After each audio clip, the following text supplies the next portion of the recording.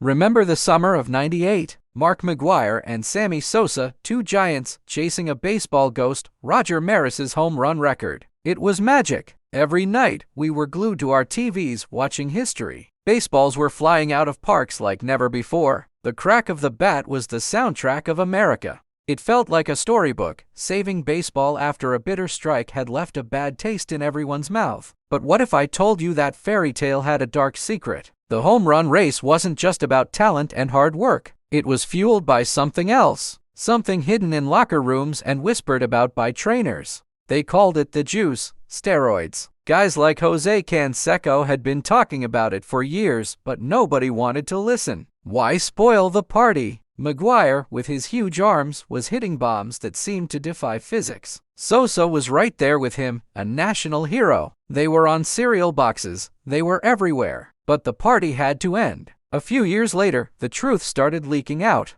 A reporter found a bottle of androstenedione, a steroid precursor, in McGwire's locker. Then came the government hearings. Suddenly, our heroes looked different. McGwire's famous testimony, where he tearfully refused to talk about the past, became a meme. Sosa suddenly forgot how to speak English. It was a train wreck. Barry Bonds, another giant of the era, went from a lean superstar to a muscular powerhouse, shattering records while surrounded by scandal. The records are now tainted, marked with an invisible asterisk in the minds of many fans. These players, once gods, are now kept out of the Hall of Fame. It forces us to ask a tough question: were they villains or just products of a system that looked the other way for profit? The steroid era saved baseball, but at what cost? It's a complicated legacy, one that we're still debating today. What do you think? Were these guys cheaters who deserve to be forgotten, or legends of a complicated time? Let me know your thoughts down in the comments. And if you want to dive deeper into more sports stories they don't always tell you, make sure you hit that subscribe button. Thanks for watching.